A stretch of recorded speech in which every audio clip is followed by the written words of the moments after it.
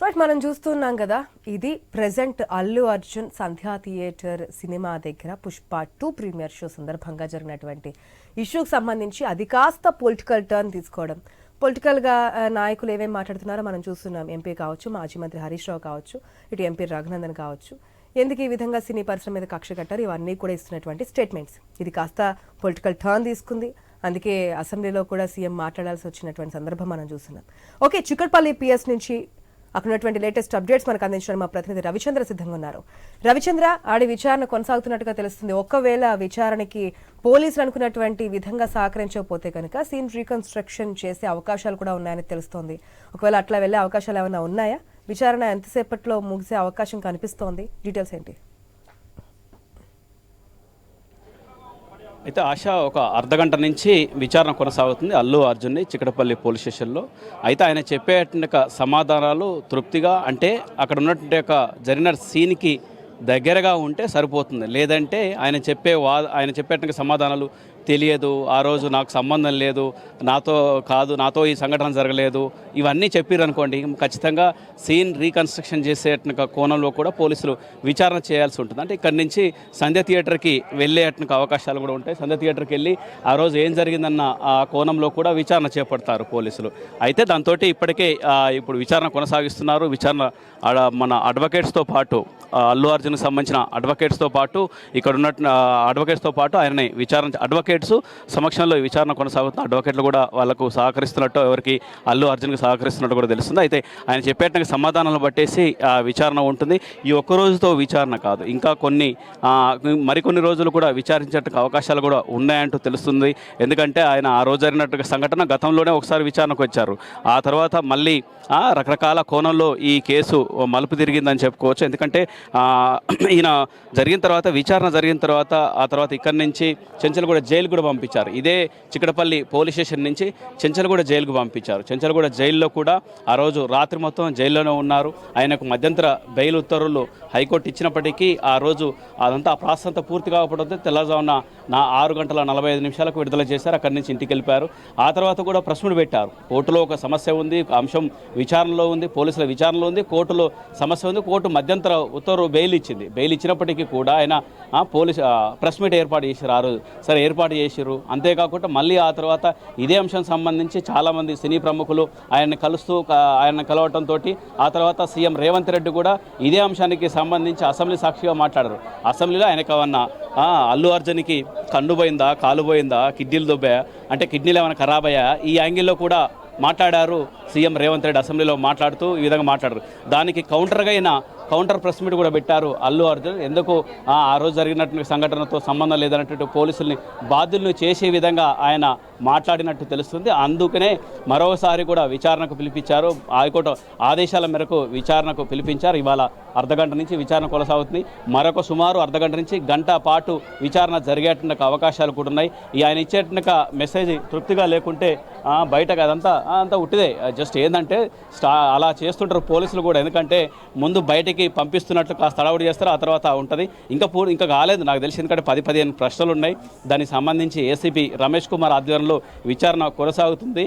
దీంతో ఈ విధంగా ఉందని చెప్పుకోవచ్చు. మొత్తానికి ఆయన విచారణ కొనసాగుతుంది. అల్లు అర్జున్కి సంబంధించిన విచారణ కొనసాగుతుంది. అందులో ఏసీపీ రమేష్ కుమార్తో పాటు పోలీసులు విచారణ చేపడుతున్నారు. ఆ రోజు ఏం జరిగిందన్నట్టుగా అంశం మీద విచారణ చేపడుతున్నారని చెప్పుకోవచ్చు. అయితే మరి ఇంకొక అర్ధగంట పట్టేటకు అవకాశం ఉంది.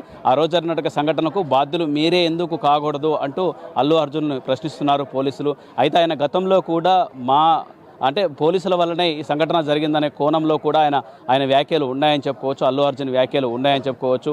నాకు సంబంధం లేదన్నట్టు విధంగా ఉంది. కాబట్టి పోలీసులు కూడా ప్రెస్ మీట్లు పెట్టారు. ఈయన ప్రెస్ మీట్ పెట్టిన తర్వాత పోలీసులు కూడా ప్రెస్ మీట్ పెట్టేసి ఈ అంశాన్ని చెప్పారు. అంటే మీడియాకు కొన్ని వీడియోలు కూడా రిలీజ్ చేశారు. ఈ విధంగా కూడా చేయడం సరైంది కాదు.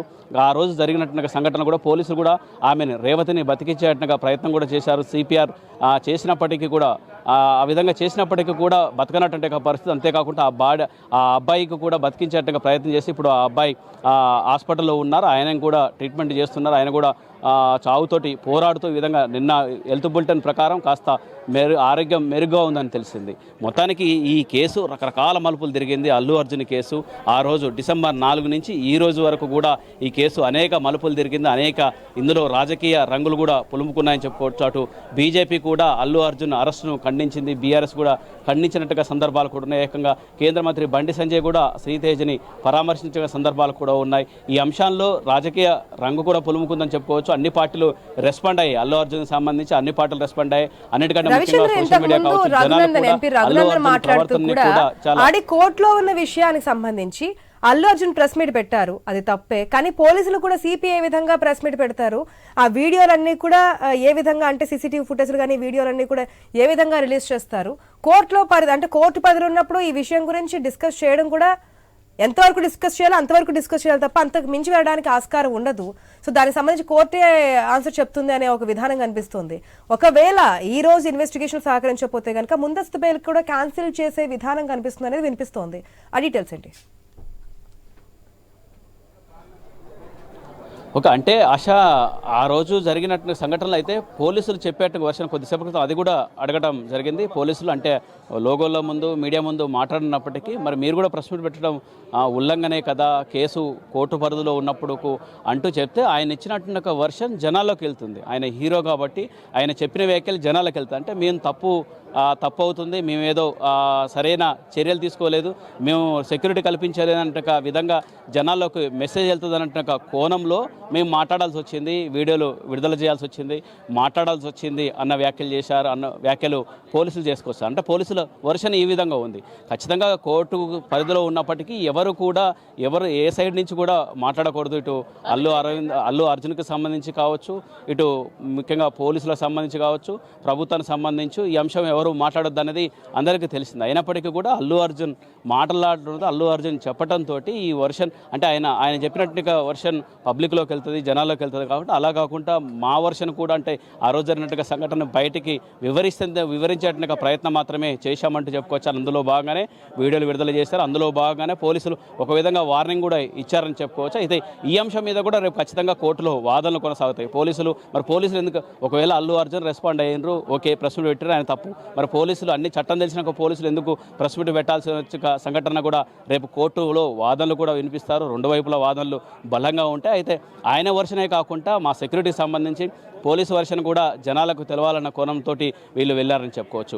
మొత్తానికి మాత్రం మరొక అంశం ఏంటంటే ఇంతకుముందు కొంతమంది అడ్వకేట్లు కూడా మాట్లాడుతూ ఈ విచారణ ఇంకా కొనసాగుతుంది. అల్లు అర్జున్ది ఈ ఒక్కరోజుతో ముగిసేటకు అవకాశం లేదు, మళ్ళీ రిపీటెడ్లీ విచారణ ఉంటుంది, మళ్ళీ విచారణ ఉంటుంది. ఆ తర్వాత కోర్టులో కూడా వాదనలు ఉంటాయి. 4 వారాల్లోకి ఈ బెయిల్కి సంబంధించిన ఇష్యూ కూడా అయిపోతుంది. లేదంటే మధ్యంతర బెయిల్ను కూడా కోర్టు రద్దు చేసేట్టుగా అవకాశం ఉంది.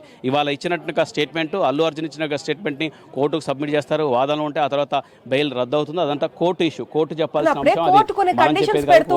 మనకి సాధారణంగా అన్ని కేసెస్లో తెలిసినటువంటి విషయమే. బెయిల్ ఇస్తున్నప్పుడు ముందస్తు బెయిల్ ఇస్తున్నప్పుడు కూడా కొన్ని కండిషన్స్ అనేవి అప్లై చేసి వీటిని కనుక మీరు ఉల్లంఘిస్తే కనుక ముందస్తు బెయిల్ రద్దు చేసే అవకాశం కూడా కనిపిస్తోంది. సో ఈ రోజు విచారణకి హాజరైనప్పుడు సహకరించకపోతే గనక ఈ ముందస్తు బెయిల్ కూడా క్యాన్సిల్ అయ్యే ఛాన్సెస్ ఉన్నాయి కదా, అప్పుడు వెంటనే అరెస్ట్ చేసే ఛాన్సెస్ ఏమైనా కనిపిస్తున్నాయా? ఖచ్చితంగా ఉంటాయి. అంటే వీళ్ళు విచారణకు ఆయన సహకరించట్లేదంటూ పోలీసులు వర్షన్ వినిపిస్తారు. బెయిల్ రద్దు చేసేట అవకాశం కూడా ఉంటుంది. రద్దు చేస్తే ఆయన అరెస్ట్ అవుతారు. బెయిల్ రద్దు అయినట్టుగా వెంటనే మళ్ళీ అరెస్ట్ చేసేసి మళ్ళీ చెంచల్గూడ జైలుకు పంపిస్తారు. కాకపోతే ఇంకా దానికి పూర్తి విచారణలో అదంతా మొత్తం రీకన్స్ట్రక్షన్ చేయాల్సిన అవసరం ఉంది. అసలు ఏం జరిగింది అనేది పూర్తిగా ఒక ఆలోచన రాకుండా, అంటే పూర్తిగా ఒక నిర్ణయానికి రాకుండా ఇదంతా జరిగేట ప్రక్రియ కాదు. ఎందుకంటే లీగల్గా వెళ్లాల్సిన అవసరం చాలా ఉంది ఇందులో. ఆ రోజు కూడా వెంటనే ఆయనకు బెయిల్ వచ్చింది. ఉదయం విచారణ జరిగింది ఇదే పోలీస్ స్టేషన్, సేమ్ అది ఆ రోజు కూడా ఇదే విధంగా సిచ్యువేషన్ ఉంది. ఆ రోజు విచారణకు చిక్కడపల్లి పోలీస్ స్టేషన్కి హాజరయ్యారు. ఇక్కడి నుంచి అటు హాస్పిటల్ తీసుకెళ్ళారు, హాస్పిటల్ నుంచి నాంపల్లి కోర్టు తీసుకెళ్లారు. నాంపల్లి కోర్టులో ఆయనకు జైలు శిక్ష విధించింది. దాంతోపాటు 14 రోజుల పాటు రిమాండ్ విధించింది. రిమాండ్ ఖైదీగా ఆయన విచారించాలంటూ ఆదేశించింది. ఆ తర్వాత వెంటనే హైకోర్టు కూడా మధ్యంతర బెయిల్ చకచకా జరిగిపోయిన ఇదంతా ఇదే అంశానికి సంబంధించి కొంతమంది సామాజికవేత్తలు కావచ్చు, అడ్వకేట్లు కావచ్చు, అంటే ఒక అల్లు అర్జున్కి సంబంధించిన కేసు ఏ విధంగా అయితే చకచకా జరిగిందో చాలా కేసులు, లక్షల కేసులు కోర్టులో ఉన్నాయి, పెండింగ్లో ఉన్నాయి. వాటికి కూడా ఇదే విధంగా పురోగతి ఉంటే బాగుండనంత విధంగా కూడా చర్చ జరిగింది చెప్పుకోవచ్చు.